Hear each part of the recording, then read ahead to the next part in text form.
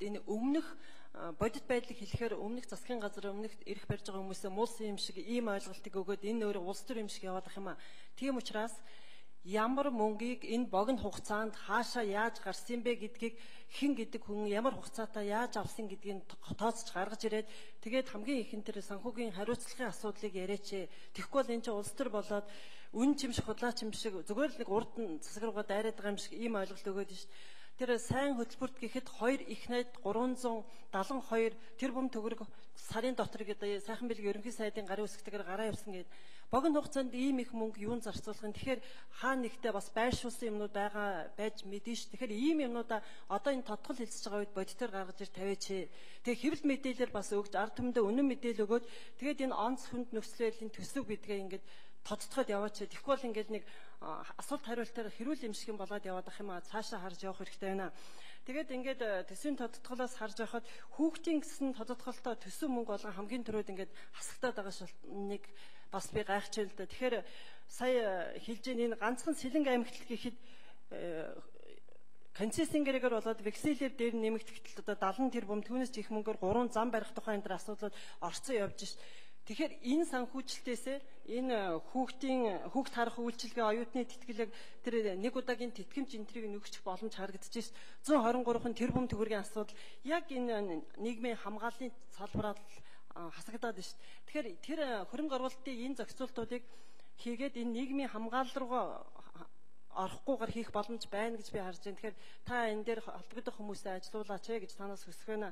Хүүхд харах үйлчилгээнд дээр 5 тэрбум төгрөг байгаа. Тэгэхээр бид нар өнөөдөр цэцэрлэг хүрэхгүй байна. Цэцэрлэгийн асуудлыг шийдэгээд засгийн газар өөрөө сайхан нэг хуралдаанаараа цэцэрлэгийг одоо 4 жилийн дотор баг энэ нэг тойрсон асуудлыг байхгүй болгоно гэж яриад байгаа.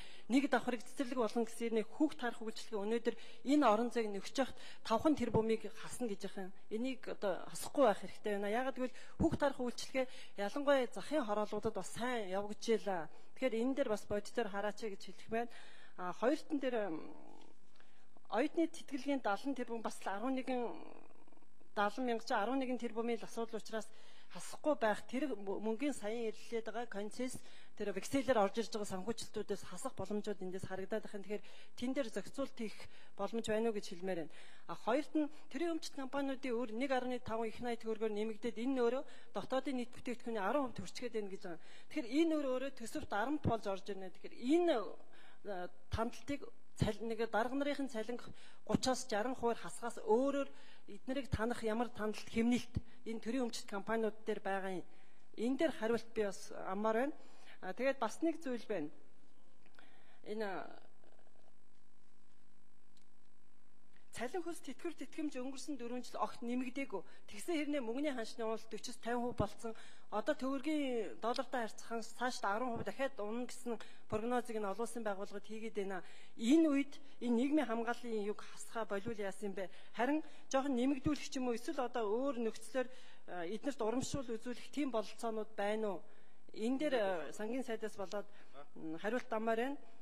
Би 1 минут авч болох байгаа. Батсуур сайдаас нэг зүйлийг асуумаар байна. Энэ хичээлийн шинэ жилдээ багтааж 21 цэцэрлэгийг нийслэлийн хувьд бол амжуулаад ингээд дуусгана гэж хэлээд байгаа. Тэгээ одоо 21 тэр цэцэрлэг чинь ихэнх нь гүйцэтгэл нь 70-90% таа байгаа энэ цэцэрлэгүүдийн санхүүжилт нь бас ингээд зарим зогссон байгаад байгаа. Тэгээд асуухаар болох байх тийх байх гэсэн хариултуудыг бас танай яамныхан өгөөд байна. Та өөрөө телевизээр ярилцлага өгөхдөө бол 21 тэр энэ цэцэрлэгийн асуудлыг бол шийдчихнэ гэж хотын дарга та хоёр хоёлаа хэлсэн. Тэгээ энд би танаас өнөөдөр яг тодорхой хариулт амаар байна. Миний асуулгын хариултад бол энд нэг бүрхэг хариулт өгсөн байлаа. Тэгэхээр яг энэ 21 цэцэрлэг чинь ашиглалтанд орох уу? Энд хариулт өгнө үү?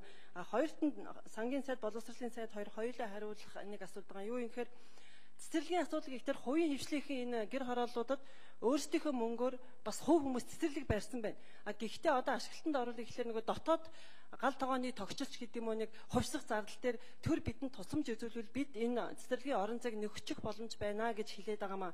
Тэгэхээр яг энэ түрүүн сумын азар гишүүндээ би санал нэг байгаа. Энэ дээр бидэнд ямар нэгэн одоо төрөөс дэмжлэг үзүүлэх бололцоонууд энэ төсвийн тодтгол дээр байна уу гэсэн энэ асуултад хариулт өгнө үү? Энэ асуудлаа хэлцэж дуустал цагаа сонгочих шүү дээ. За чойжсрын сайд хариулъя. За оюунчим гишүүн асуултанд хариулъя. Ямар мөнгийг ямар төслийг хэн гэдэг хүн авч ашиглав гэдгийг ил тод зарлал гэж байна. Хариуцлах тооц гэж хэлж байгаа баха. Дандаа би санал нэг байна. Хөгжлийн банкн дээр 3 яам болон Монгол банкны хамтарсан ажлын хэсгийн шалгалт орсон. Манай яамны дотоод аудит хяналтын газраас 2016 оныг дуустал 21 аймаг нийслэл дээр шалгалт оруулна. Санхүүгийн шалгалтыг бид нар оруулж байгаа. Энэ шалгалтын дөнгөд гараад эхлэхээр бид нар та бүхэнд эргээд улсын хурлд эргэж тайлагнана. Тэгэхгүйгээр хүнийг зөвөр хардаад улс төрийн өшөө авч байгаа юм шиг нөгөө өрсөлдөгч намаа хараар будахж байгаа юм шиг ийм хариуцлагагүй үйлдэл хиймээргүй байна. Шалгалтын дүн гарсны дараа та бүхэнд гэлээ.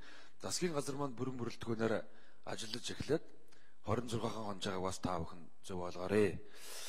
За энэ нийгмийн хамгааллын салбар жишээлбэл 100 гаруй тэрбум төгрөгийн таналтууд хийсэн. Шүүмжлэл дагуулж байгаа нь үнэ. Гэхдээ 1001-ээс эхэлдэг болохоор бид нар хөлийг ихрээр хөжлөж хийж эхлэхийн тулд магадгүй 17 оны төсөвдөр бид нар дахиад 500 орчим тэрбум төгрөгөөр танахаас ундаа арга байхгүй. Ийм нөхцөл байдалд орж байгаа шүү. Шалтгаан нь улирээс ганцхан тодорхой. Санхүүжүүлэх их усүр байхгүй болж байна. За Бацаандан гишүүн асуулт. За энэ танд нэг гүцээгээд хэлье. Энэ тодтгол дээр бид нар магадгүй хэвлэл мэдээллийн хэрэгслэрч бас дутуу сурталчилсан байж магадгүй. Төрийн сургалтын санг өөрчлөлтөд боловсролын зээлийн сан гэж бий болгож байгаа.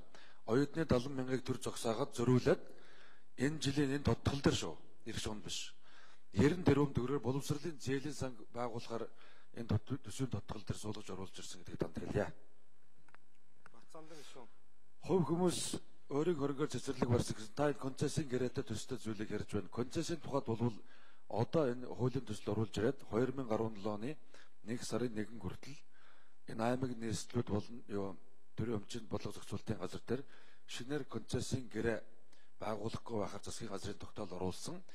Энэ хооронд дамжаад төрийн өмчийн бодлого зохицуулалтын газар сангийн яам бусад салбарын яамдуудтайгаа эргэж төлөвлөд аль концессийг нь зогсоохын алийг нь цааш нь үргэлжлүүлэхийн гэдэг ийм бодлогыг бол ойрын хугацаанд гарах бах эх 7 хоногт амжаад байна уу түүний дараа 7 хоногт амжаад энэ бодлогыг гарганаа танд дээр ирж илтгэе.